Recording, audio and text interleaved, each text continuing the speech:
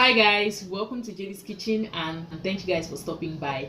So today we are going to be filming our first cook and chat with me video. Okay, I want us to talk about inflation, how prices are going up. Like every day you go, if you live in Cameroon, I'm sure you know, even if you're not in Cameroon, I feel like this is a global something. Like you go today to the market to buy something, it's 200 francs. The next time you're going to the market, it's 250. The next time you're going to the market, it's 300. Like the prices are just going up and up and up. But for like some very few things that you see that the prices they fluctuate, they go up, they go down. Very few things, like especially things that are seasonal, like okay, tomatoes, we just came from enjoying a lot of tomatoes and the prices have started going back up again. So but there are some things that, like since from last year, they have just been going up and up and up. Before I go ahead to show you all the ingredients I'm going to use to make my Okongobong, the first thing that you can do to spend less during the season of inflation is to buy in bulk. I know that a lot of times people feel like when you're buying in bulk, like a lot of money has left you, but I'm going to let you know that if you buy in bulk, you're actually saving. Because most times, okay, let's just use simple, like around the Kati reasoning. If you go to a store and you want to buy Maggi, they have a way that they give you the Maggi, but they go to the market and they buy, how do they make their profit? They go to the market and they buy a whole packet or maybe a whole carton. So when they come and they are selling in retail form, they now make like an extra profit. It might be small, it might be 200, 300, or maybe even less, but they make some profit. So when you go to the market and now you buy, that's your bypassing the retailer, you buy in bulk. So that profit that they were supposed to make, it's you that actually makes that profit at the end of the day. Let me use an example. So we got this container of granola oil yesterday and it's empty now because we have poured it in small gallons. I don't know, I will go and get them and show you guys. We have poured it in small gallons and we actually spend less, like 2,000 francs less buying it like this as opposed to buying those small 5 liters. You guys see, so when you buy in bulk, you are actually saving yourself some money. Let me go ahead and show you guys all the ingredients we're going to use for this meal, and then we'll come back and continue. So you guys, these are all the ingredients I'm going to use for my Okongobong. This is washed Okongobong. Okay, what other name do they call this? I don't know. If you know, leave it in the comment section. So this is my washed vegetable. It's from the freezer. This is my egusi. I have to blend it. This is my meat, ginger and garlic blended. This is dry fish. This is salt and seasoning cubes. I have my white pepper here. I'm going to blend it. I always buy white pepper like this and blend. This is curry powder. This is bush pepper. This is some onion that has been sliced and pepper. I'm not going to blend the pepper. I'll put it whole. Those who eat pepper will just share it. Myself and we're just going to eat the pepper like this for those who want pepper. And then this is some onion that I think I would slice and add to that. And then you have crayfish, blended crayfish.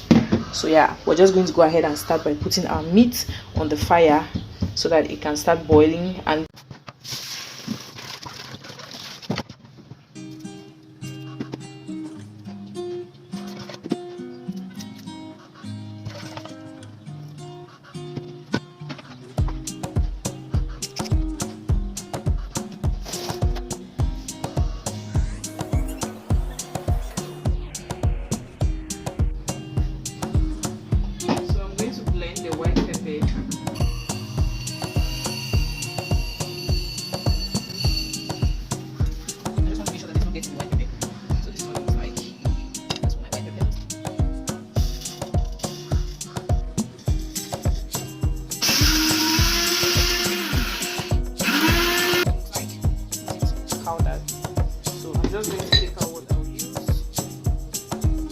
take out what I'll use.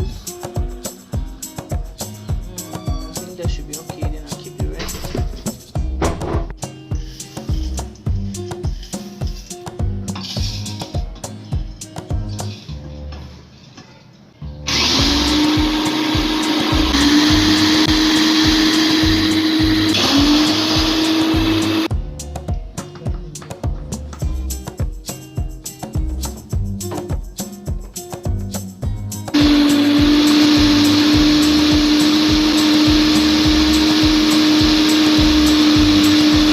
Let's talk about the next thing you can do to save up during the season of inflation is to not waste.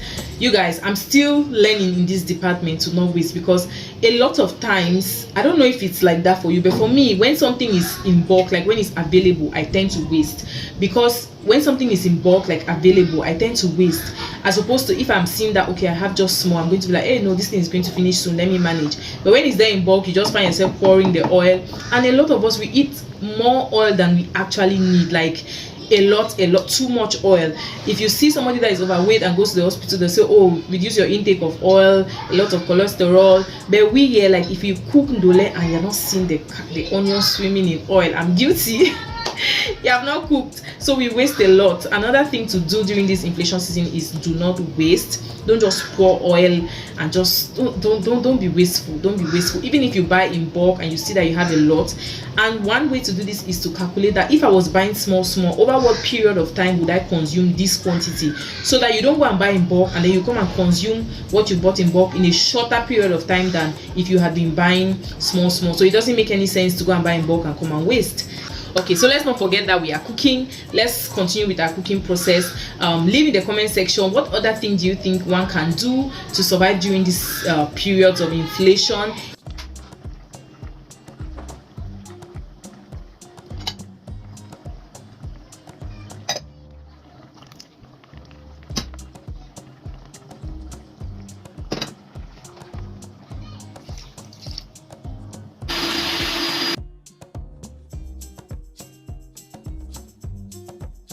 The next thing I'm going to say that you can do to survive during this inflation season is to have a customer. You guys, I have my customers in the market. Now, there's a good side and there's a bad side to this. When you have your customers in the market, what happens is that they'll hardly, like, they become like family. So there's a high chance, if you have good customers, people who have the fear of God in their hearts, they will hardly cheat you. But the downside to it is that when you become somebody's customer, you tend to not know how other people are selling, so they can actually just blind you and make you think, oh, they are always selling to you well, meanwhile they are not. So it's good to have a customer, but then when you are bought from your customer for a period of time, like a month or two, try buying from somewhere else, that same thing, and compare what your customer gives you, because some of these customers, they are not customers. Okay. So you guys, our food is almost ready.